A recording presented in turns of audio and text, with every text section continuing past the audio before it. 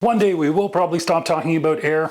That's not today though, because today we need to answer the question, how the heck do you measure whether or not your building is airtight or if it's super leaky? The answer to that is the blower door. The blower door is a brilliantly simple piece of tech developed by one Harold Orr, whom I had the pleasure of meeting, developed right here in Canada, hooray! And works on a very simple principle. What you do is you set up a fan to try and, well, inflate the balloon of your building, literally blowing air into the building to try and get a certain pressure difference between the inside and outside. There's a bunch of sensors and math involved for sure, but fundamentally the principle is, how hard is it to inflate this building? And the answer to that question is what tells you whether or not your building is airtight.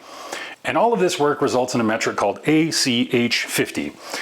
Air changes per hour at 50 kilopascal.